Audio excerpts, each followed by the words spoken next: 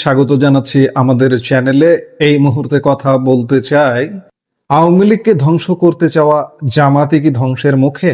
দর্শক, পাপ বাপকেও ক্ষমা করে না এবং আল্লাহ, মহান আল্লাহ রাব্বুল আলামিন সর্বোচ্চ পরিকল্পনাকারী।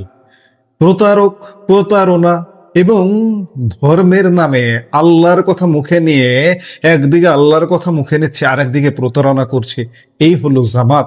সেই জামাত যে জামাত আওয়ামী লীগকে ধ্বংস করতে চেয়েছিল, এখনো পর্যন্ত সেই ষড়যন্ত্রে লিপ্ত সেই জামাতই কিন্তু এখন নানাভাবে ধ্বংসের দিকে যাচ্ছে বলে সার্বিক অবস্থা মনে হচ্ছে।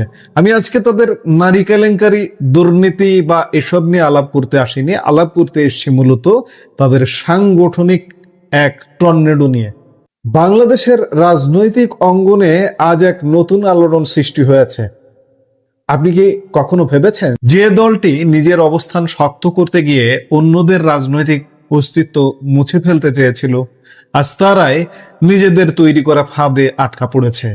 দলীয় আদর্শ নাকি জীবিকার তাগিদ, এই দ্বন্দ্বে আজ খোদ বাংলাদেশ জামাতে ইসলামের ভেতরেই শুরু হয়েছে এক অভূতপূর্ব গৃহদাহ। হাজার হাজার নেতাকর্মী আজ চরম সংকটে। চাকরি ছাড়বেন নাকি দল ছাড়বেন? কিন্তু শুধুই কি অভ্যন্তরীণ কোন্দল, নাকি নতুন আইনি ব্যবস্থার গেড়াকলে জামাত তার রাজনৈতিক প্রাসঙ্গিকতা ভবিষ্যতে হারাতে পারে বা হারাবে? বিস্তারিত তথ্য সহ আজকের এই বিশেষ বিশ্লেষণটি শেষ পর্যন্ত দেখার অনুরোধ রইল। বাংলাদেশ জামায়াতে ইসলামীর অভ্যন্তরীণ রাজনীতিতে এখন এক ভয়াবহ ও নজিরবিহীন টানাপোড়েন তৈরি হয়েছে।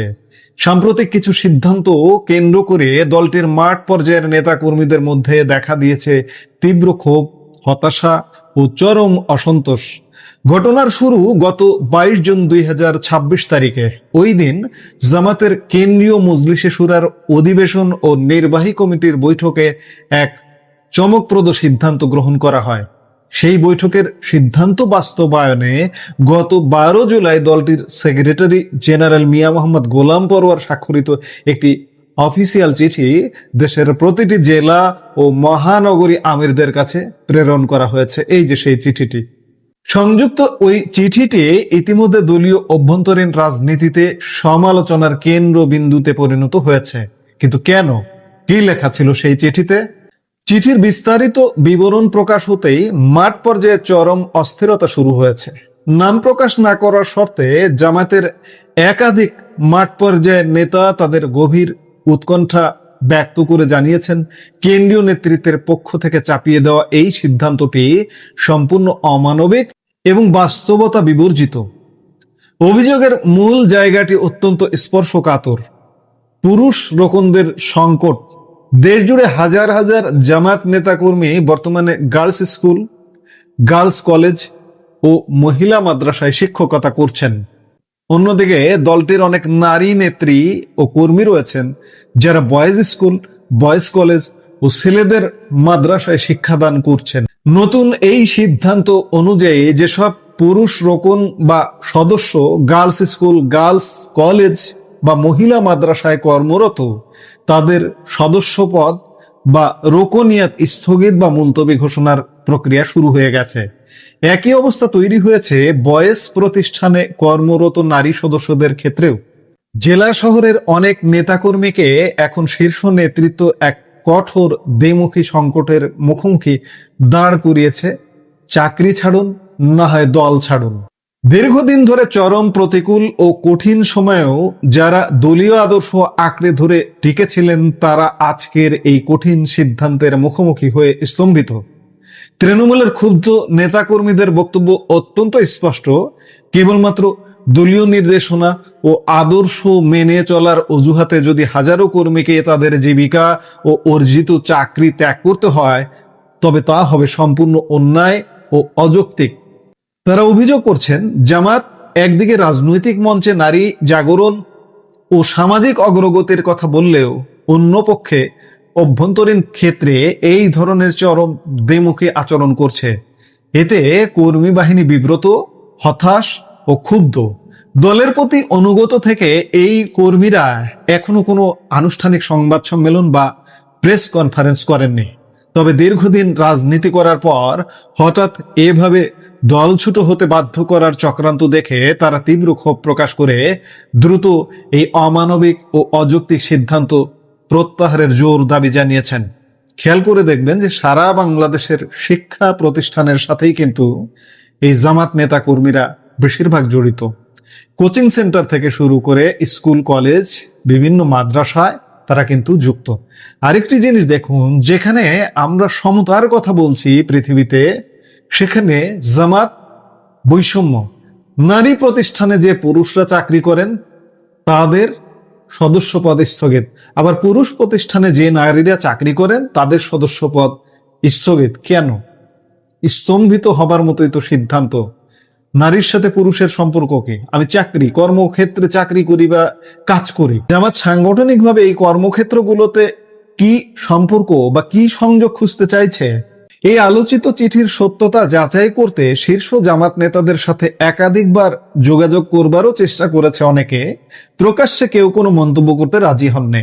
তারা এই সংবেদনশীল বিষয়ে কথা না বলে দলটির প্রেস টিমের সাথে যোগাযোগের পরামর্শ দিয়ে বিষয়টি এড়িয়ে যাওয়ার চেষ্টা করেন। তবে সত্য গোপন থাকেনি। নাম প্রকাশ না করার শর্তে জামাতের অন্তত দুজন শীর্ষস্থানীয় নীতি নির্ধারক নেতা স্বীকার করেছেন যে গোলাম পরোয়ার স্বাক্ষরিত চিঠির অস্তিত্ব শতভাগ সত্য এবং এটি কেন্দ্রীয় সিদ্ধান্তের অংশ হিসেবেই জেলা পর্যায়ে পাঠানো হয়েছে। এবং চিঠিটি আপনারা খেয়াল করে দেখবেন, চিঠিটি সোশ্যাল মিডিয়ায় ঘুরে বেড়াচ্ছে। দর্শক, অভ্যন্তরীণ এই গৃহদাহের পাশাপাশি জামাত এখন এক বহুমুখী রাজনৈতিক সংকটে নিমজ্জিত। সার্বিক বিশ্লেষণে দেখা যাচ্ছে ভবিষ্যতের বাংলাদেশের রাজনীতিতে দলটি একেবারেই অপ্রাসঙ্গিক হয়ে পড়ার ঝুঁকিতে রয়েছে। প্রথমত, জামাতের কৌশলগত চিন্তা ছিল যে আওয়ামী লীগকে রাজনীতি থেকে বিতাড়িত করে তাদের বিশাল ভোট ব্যাংক, প্রশাসনিক ভাবমূর্তি এবং রাজনৈতিক সুযোগ সুবিধা দখল করা। কিন্তু রাষ্ট্রবিজ্ঞান ও ভূ রাজনীতির বিচারে এটি ছিল তাদের এক অবাস্তব কল্পনা। কারণ আওয়ামী লীগ ও জামায়াতে ইসলামী এই দুটি সম্পূর্ণ বিপরীতমুখী ধারার ও মতাদর্শের। একটি দল চাইলেও অন্য দলটির মতাদর্শ বা সমর্থন নিজের দখলে নিতে পারবে না। এই রাজনৈতিক ভুলের খেসারত এখন তাদের দিতে হচ্ছে। দ্বিতীয়ত, জাতীয় সংসদে সম্প্রতি পাশ হওয়া একটি নতুন আইনের ফলে জামাতের অবস্থান মারাত্মক আইনি সংকটে পড়তে পারে ভবিষ্যতে। 1971 সালের মহান মুক্তিযুদ্ধে পাকিস্তানি হানাদার বাহিনীর প্রধান সহযোগী হিসেবে জামাতের যে ঐতিহাসিক ভূমিকা ছিল তা আইনগতভাবে আবারও সুনির্দিষ্ট করে আইনে অন্তর্ভুক্ত করা হয়েছে। হাস্যকর ও অদ্ভুত বিষয় হলো, যে সংসদে আইন পাশ হয়েছে সেই সংসদে জামাতি ছিল প্রধান বিরোধী দল। সংসদীয় রাজনীতির হিসেব নিকাশ বুঝে ওঠার আগেই তাদের চোখের সামনে এই কঠোর আইন পাশ হয়ে গেছে, যা তাদের রাজনৈতিক মেরুদণ্ড ভেঙে দিয়েছে। আপনারা খেয়াল করেছেন, ওই যেদিন এই আইনটি পাশ হয়েছে সেদিন জামাত আমির সংসদে তার কেমন মুখভঙ্গি বা ওই সময় তার বক্তব্য, তার অ্যাটিটিউডটা কেমন ছিল। জামাত আমিরও কিন্তু সংসদে একদম নবীন, প্রথমবার জীবনে সংসদে গেছেন, যার কারণে সংসদীয় হিসেব নিকেশ রীতিনীতি তিনিও বোঝেন না।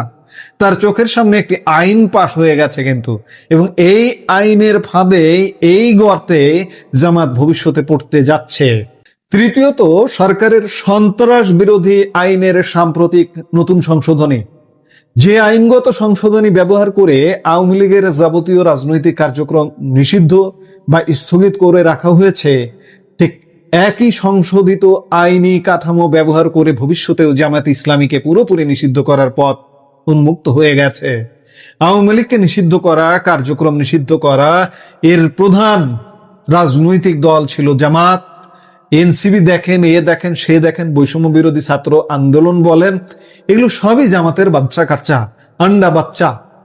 এরা মিলেই আওয়ামী লীগকে নিষিদ্ধ করে দিয়েছে কার্যক্রম থেকে।